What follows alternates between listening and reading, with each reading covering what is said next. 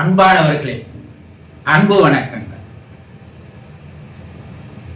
ஒரு தெய்வீகமான வாழ்க்கை, ஒரு புனிதமான வாழ்க்கை, ஒரு பரிசுத்தமான வாழ்க்கை வாழ வேண்டும் என்ற ஆசை இருக்கிறதா?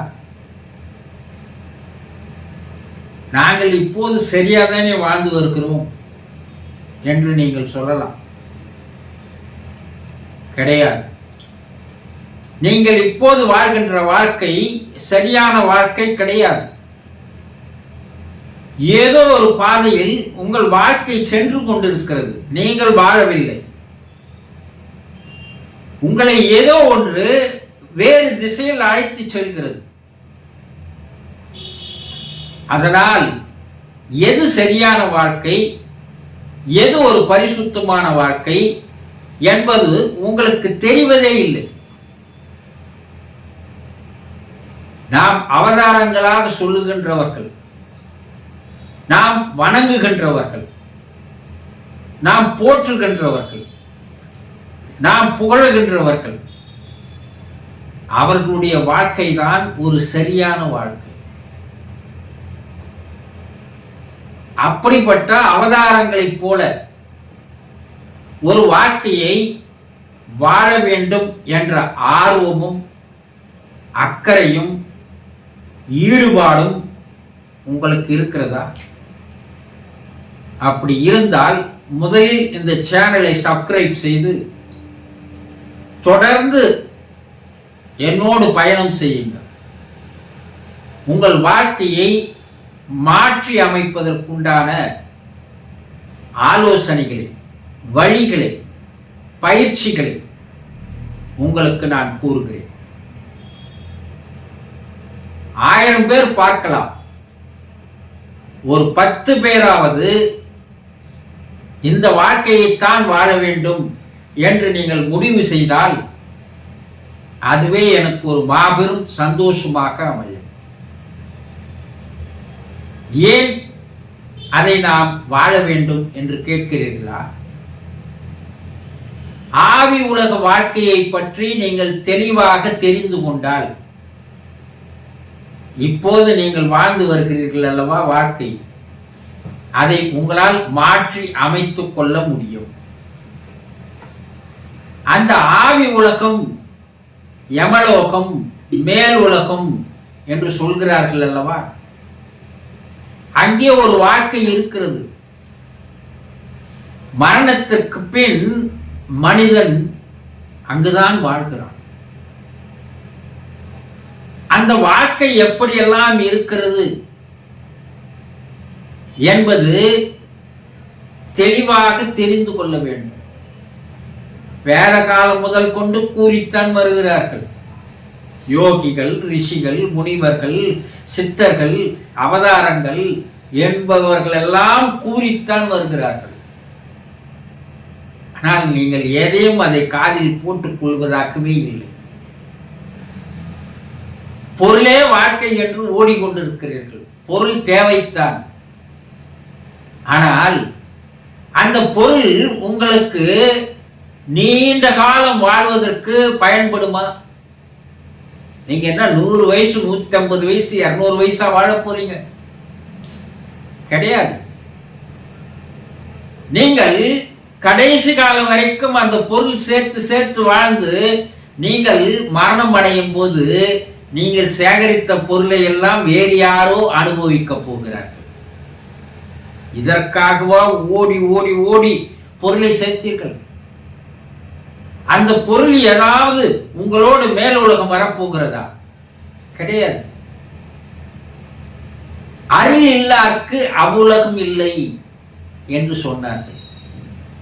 அந்த அருள் என்பது எப்படி இந்த பிறப்பு, இந்த வாழ்க்கையை வாழ வேண்டும் என்பதுதான். இங்கே சேர்க்கிற அந்த பொருளை போலவே அடுத்து வரப்போற வாழ்க்கைக்கு நீங்கள் சேர்க்க வேண்டியது பொருள் அல்ல, அருள் தான். அந்த அருள் தான் உங்களோடு வரும். பொருள் வரவே வராது. ஆவி உலக வாழ்க்கை, இன்றைய ஆவி உலக ஆராய்ச்சியாளர்கள் அங்கு இருக்கின்ற உயர்நிலை ஆன்மாக்களோடு தொடர்பு கொண்டு பேசும்போது அங்கே பெரும்பாலானவர்கள் இருள் உலகில் தான் வாழ்கிறார்கள் என்று கூறுகிறார்கள். இருள் உலகம்னா என்ன நீங்க கேட்கலாம். அதைத்தான் நம்முடைய முன்னோர்கள் நரகம் என்றார்கள். இங்கு நீங்கள் எந்த வாழ்க்கை வாழ்கிறீர்களோ அதற்கு உண்டான பலன், அதற்கு உண்டான விளைவு அங்கே உங்களுக்கு கிடைத்தே ஆகும். காஸ் அண்ட் எஃபெக்ட் என்று சொல்வார்கள் இல்லையா, செயல் விளைவு தத்துவம் என்று சொல்வார்கள். ஒவ்வொரு செயலுக்கும் ஒரு விளைவு இருக்கிறது. அப்போ அந்த விளைவு சாதகமாக இருக்க வேண்டுமா பாதகமாக இருக்க வேண்டுமா என்பதை சிறிது சிந்தித்து பாருங்கள். இருள் உலகிலே படுகின்ற மாபெரும் துன்பங்கள், துயரங்கள், கஷ்டங்கள், கவலைகள், வேதனைகள், அங்க இருக்கிற அந்த ஆத்மாக்கள் என்ன நினைக்குதுன்னா, பூமியில் நம்ம சரியான வாழ்க்கையை வாழாது போயிட்டுமே, எப்படி வாழ வேண்டும் என்று தெரியாத வாழ்ந்துட்டுமே, பொருளே என்று வாழ்ந்தோமே, அதர்மத்தையே நாம் செய்தோமே, அக்கிரமத்தையே செய்தோமே, அநியாயத்தையே செய்தோமே, அதற்குண்டான தண்டனையை இங்கே வந்து அனுபவிக்கிறோமே. இந்த நரக தண்டனை, நரக வேதனையை அல்லவா தருகிறது. அப்போ வாழும்போது, பூமியில் வாழும்போது நமக்கு எல்லோரும் சொன்னதை நம்ம கேட்கலையே. ஒழுங்கா கேட்டு இருந்தா இந்த வாழ்க்கை நமக்கு கிடைச்சிருக்காது என்று அங்கு இருக்கிற ஆத்மாக்கள் வேதனைப்படுகிறது, கண்ணீர் விடுகிறது என்று ஆவி உலக ஆராய்ச்சிகள் தெளிவாக எடுத்து கூறுகிறது. அப்போ இருள் உலகிற்கு நாம் செல்வதற்கு காரணம், இப்ப நீங்க வாழ்றீங்க பாருங்க, அந்த வாழ்க்கை சரியில்லை. நீங்க இருள் உலகம் போவதற்கு, நரகம் போவதற்கு உண்டான வாழ்க்கையை தான் வாழ்ந்து வருகிறீர்கள். தெரிந்து வாழ்கிறீர்களா, தெரியாது வாழ்கிறீர்களா தெரியல. ஆனா அந்த இருளோடு அங்க துன்பங்களை, வேதனைகள்லாம் அனுபவிக்கிறோம். அது வார்த்தைகள்ல சொல்ல முடியல. ஆனா அந்த காலங்கள் எவ்வளவு ஆண்டுகள் அந்த கொடுமையை அனுபவிப்பது, அந்த அங்கே அந்த துன்புறுகின்ற ஆன்மாக்கள் படுகின்ற வேதனை கொஞ்ச நெஞ்சம் அல்ல. அது கற்பனையாக நம்முடைய முன்னோர்கள் கருட புராணத்துல பல்வேறு வகையான தண்டனைகள் உண்டு என்று கூறியிருப்பார்கள். அது போல பல்வேறு விதமான தண்டனைகள் கிடையாது. மனிதன் மாற வேண்டும் வாழும்போது என்பதற்காக, பயமுறுத்துவதற்காக கூறப்பட்ட நல்ல உபதேசங்கள் அந்த கற்பனைகள். ஆனா இப்போது வாழ்ந்து வருகின்ற மக்கள் அதை பற்றியெல்லாம் நினைப்பதே இல்லை இல்லையா? நம்ம 200 வருஷம் வாழ போறோம் என்ற எண்ணத்துல வாழ்ந்து வருகிறார்கள். அப்போ இந்த வாழ்க்கை தரப்பட்டிருப்பது அற்புதமானது, அருமையானது. அந்த வாழ்க்கையை சரியான முறையில் வாழணும் இல்லையா? மனசாட்சி என்று ஒன்று இருந்தால், அந்த மனசாட்சியை கேள்வி கேட்டால் அது உங்களுக்கு திருப்பி சொல்லும், நீங்க வாழற வாழ்க்கை சரியில்லை, இதற்கு உண்டான தண்டனை உங்களுக்கு இருக்குது சொல்லும். மனசாட்சி உங்ககிட்ட உறங்கி போய் கிடக்கிறது. அதை ஒரு ஓரம் வச்சுட்டீங்க, அதை வெளியவே விடல, பூட்டி வச்சுட்டீங்க. அதனால மனம் போற போக்கெல்லாம் வாழறீங்க. இந்த வாழ்க்கை சரியில்லை. இறைவன் தந்திருக்கின்ற இந்த பிறவியில் ஒவ்வொரு நாளும் அற்புதமானது, மகத்தானது, மகிமை வாய்ந்தது, மதிப்பு மிக்கது. அப்போ நல்லவர்கள் காட்டிய வழியில் சென்றால் நமக்கு ஒளி உலகம் கிடைக்கும். ஆவி உலகிலே ஒளி உலகம் என்ற ஒன்று இருக்கிறது. அது என்னங்க? அததான் நம்ம முன்னோர்கள் சொர்க்கம்னு சொன்னாங்க. ஆனா நீங்க என்ன நினைக்கிறீங்க? சொர்க்கத்துக்கு பல்வேறு விதமான கற்பனைகளை நம்முடைய முன்னோர்கள் கூறியதால் அது போல இருக்குமோ நினைக்கிறீங்க? இப்போ வாழ்ந்துன்னு வர சாமியாருக்கு கூட சொர்க்கத்துக்கு போதான் ஆசைப்படுறான். என்ன இங்க எதெல்லாம் அடக்க முடியுமோ அடக்கிட்டா அங்க போய் அதெல்லாம் அனுபவிக்கலாம்னு நினைக்கிறான். அதனாலெல்லாம் சொர்க்கம் கிடைத்து விடாது. சரியான வாழ்க்கையை வாழ்ந்தால் மட்டும்தான் அந்த இடத்துல உங்களுக்கு ஒளி உலகம் கிடைக்கும். ஒளி உலகம்னா என்ன?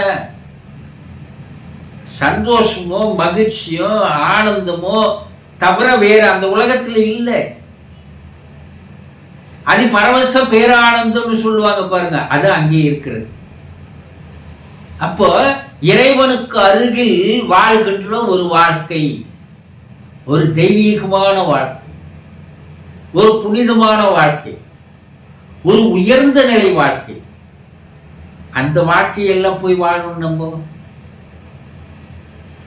அதை விட்டு விட்டு நரகத்துக்கு போறதுக்காக ஒரு வாழ்க்கையை வாழ்ந்து வருகிறோம் என்றால் கண் தெரிந்தே போய் சேற்றில் விழுவது போல் அல்லவா? சிறிது தனியாக அமர்ந்து சிந்தித்து பாருங்கள். அடுத்த ஒரு பிறப்பு என்றால் அந்த பிறப்பு உயர்நிலை பிறப்பாக அமைய வேண்டுமே தவிர இப்ப இருக்கிற பிறப்பை கூட கீழ்நிலை பிறப்பிற்கு போக வேண்டுமா? ஆனா நீங்க இப்ப எப்படி வாழ்ந்து வரீங்க தெரியுமா? இப்ப இருக்கிற பிறப்பை கூட அடுத்த ஒரு பிறப்பு இதை கூட ஒரு மோசமான ஒரு பிறப்பாக நீங்களாக தேடிக்கொள்வதற்குண்டான வாழ்க்கையை வாழுறீங்க. இது தேவை. இப்ப இருக்கிற வாழ்க்கையை மாற்றிக்கொண்டால் ஆவி உலகிலும் நல்ல வாழ்க்கை கிடைக்கும். அதுக்கு அடுத்த பிறப்பு நல்ல ஒரு பிறப்பு கிடைக்கும். இறைவன் உங்களுக்கு தந்திருக்கிற ஒரு வாய்ப்பு, ஒரு சந்தர்ப்பம், ஒரு வரம், இந்த பிறப்பு, இந்த வாழ்க்கை. ஆக அந்த வாழ்க்கையை வாழலாம் வாங்க, சந்தோஷமாக வாழலாம் வாங்க. இங்கேயும் சந்தோஷம், அங்கேயும் சந்தோஷம். அதுதான் தெய்வ நிலைக்கு போகின்ற வாழ்க்கை.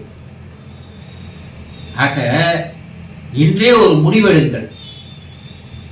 நல்ல வாழ்க்கை இனி இருக்கின்ற காலத்திலாவது வாழ்ந்து நல்ல ஒரு வாழ்க்கையை நான் அமைத்துக் கொள்வேன். மேல் உலகில் அடுத்த ஒரு பிறப்பை நல்லது ஒரு பிறப்பாக நான் அமைத்துக் கொள்வேன் என்று ஒரு சங்கல்பத்தை எடுங்க.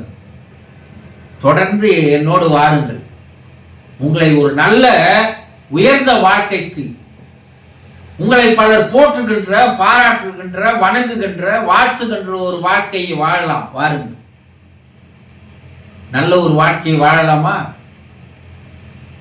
வாருங்கள். சந்தோஷம்.